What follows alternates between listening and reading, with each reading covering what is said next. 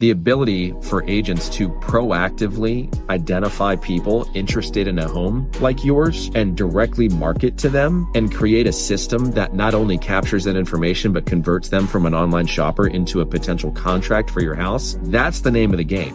That's the kind of agent you want marketing your home for sale. Now, the Brian Beatty Real Estate Show continues. Here's your host, Brian Beatty.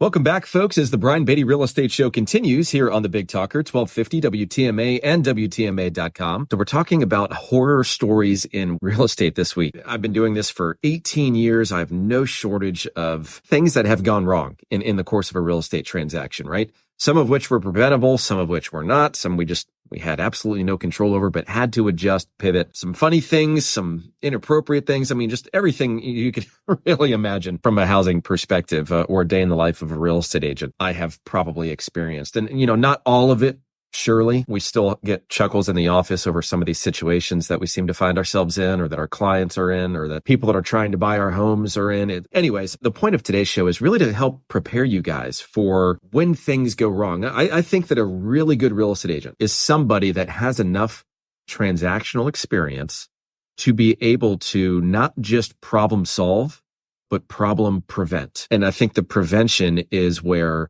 real experienced agents shine. Getting back to what we were talking about right before I took a break, in this type of a market where there's not many homes for sale and a lot of real estate agents looking for homes to sell, you have a lot of folks that will basically compete for the listing by telling that seller what that seller wants to hear, which is, oh, your home could sell for however much more above whatever it is that other agent that the seller interviewed told them they could sell their home for.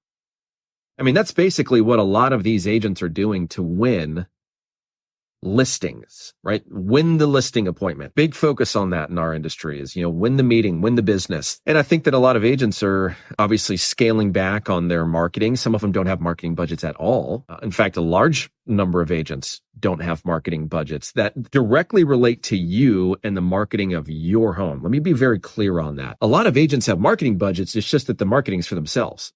Or it's to find leads, or it's to pay companies to generate leads for them. Really has nothing to do with promoting your home to buyers, right? The ability for agents to proactively identify people interested in a home like yours and directly market to them and create a system that not only captures that information, but converts them from an online shopper into a potential contract for your house. That's the name of the game.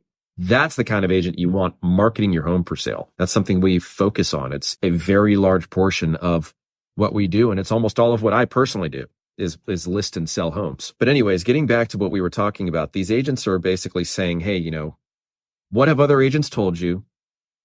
How much do you want to sell it for? What's the lowest you'd go? To the point where if you had to sell the home for less than that amount, it just wouldn't make sense to sell it, right? They've gotten really creative in the way in which they ask these questions.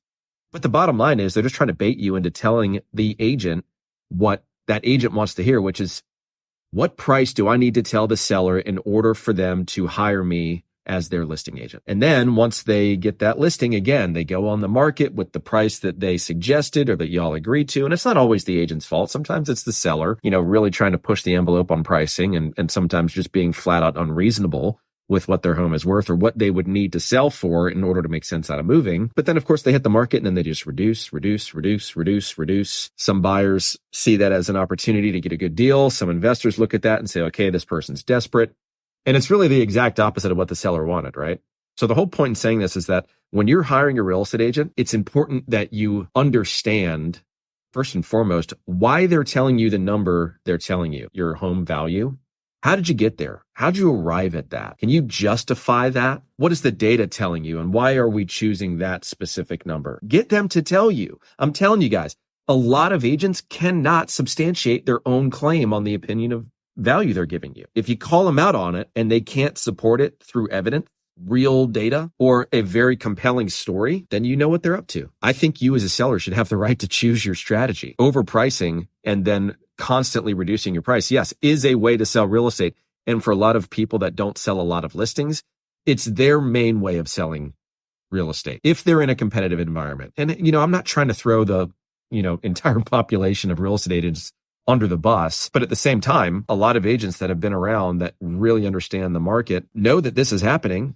And I think it's my responsibility as the host of this show, the only real estate show on AM Talk Radio in Charleston, to help you guys understand some of these strategies that are being deployed and how that impacts you and the sale of your home. Because if you think it doesn't have an impact on you, guess again. So we need to be clear on what the strategy is and why and how and what happens if things don't go according to plan. One of those things that doesn't go according to plan are things like the home inspection or the appraisal, or there's a termite or moisture related issue, or the buyer doesn't get financing, or there's some sort of contingency that we were never made aware of. Like as an example, a buyer makes an offer on our listing and they have a pre-approval letter. We call the lender because we have the right contractually to call the lender and basically get that lender to prove to us that they have in fact looked at this buyer's, bank statements and pay stubs and tax returns and run their credit and verified they have down payment. We have the right to do that. Now, some lenders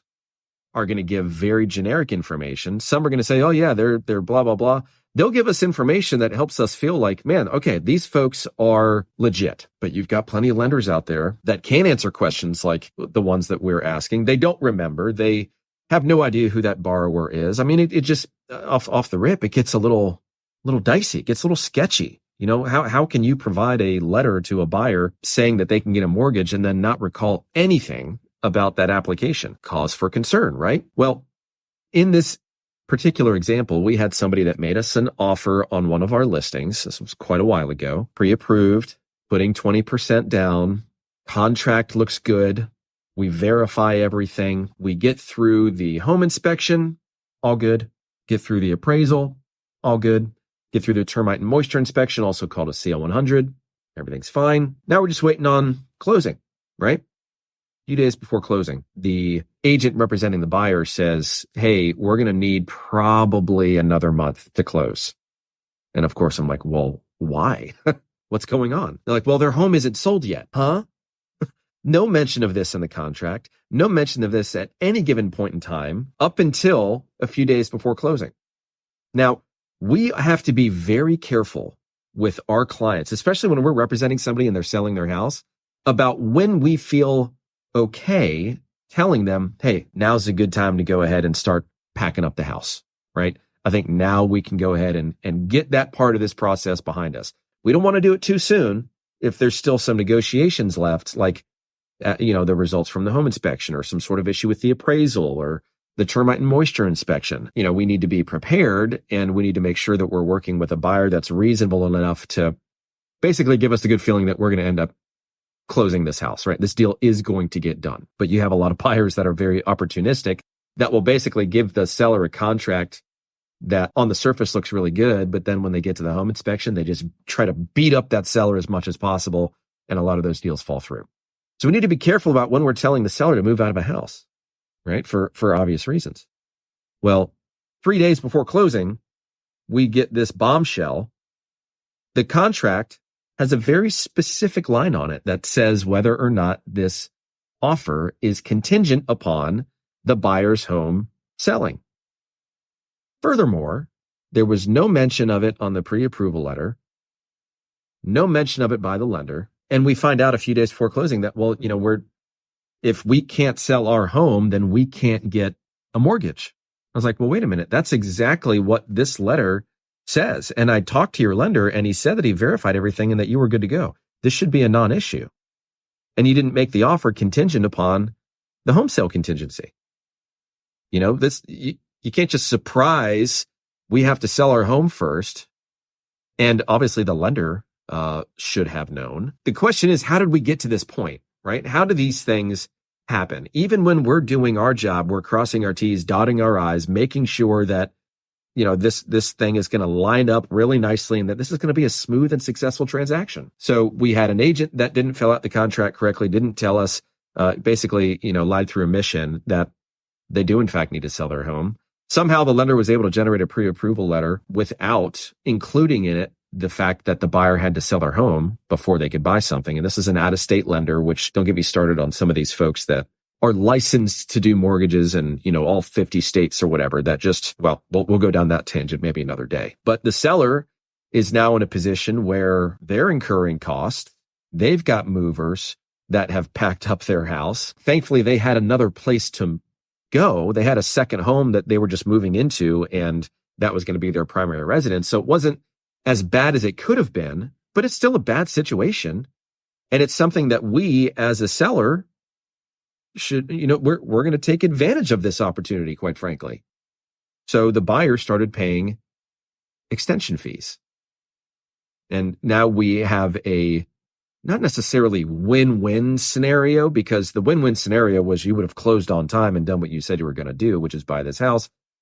Then you tell us that you have to sell your home without somehow that got under the radar by the buyer agent and by the lender, which should not ever happen, by the way. But we adjusted, we made it work. But this is why working with, I think, a real estate agent is incredibly important. That was a scenario that was a shock to everybody, but we pivoted, we made it work.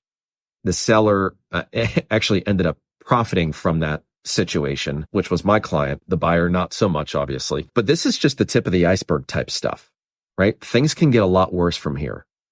You, as a consumer, need to work with somebody that can look at a situation, look at a contract, gather enough information to construct a scenario that will work for you, work for them, avoid pitfalls, or at least have the conversation with you beforehand on, hey, this is what we're trying to accomplish. These are the things that we're going to be watching really closely. If this happens, then this is what we do. If that happens, then we'll do this. That's the kind of consultation that I think a lot of agents want to give their clients, and I think a good portion of them do, but you need a lot of transactional experience to be that person that says, hey, it doesn't really matter what gets thrown at us. I've got a way of figuring it out.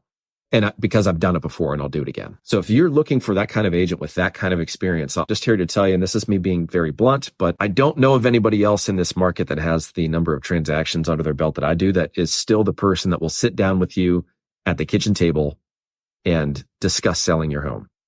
Yes, I have a team, but when you call me and you want to work with me, I'm the person that meets with you. I'm the person that represents you. I'm the person that you're working with. So if you value that, please give me a call so that we can talk about your scenario. My number is 843-800-0065. That's 843-800-0065. Or check us out online, listingsincharleston.com or brianbeattyteam.com. Or shoot me an email, brian@brianbeattyteam.com. Stick around, folks, for more of the Brian Beatty Real Estate Show. Stay tuned for more of the Brian Beatty Real Estate Show. Have a real estate question? Ask Brian Beatty. Contact Brian Beatty online at listingsincharleston.com. That's listingsincharleston.com. Or call him at 843-888-0065. That's 843-888-0065.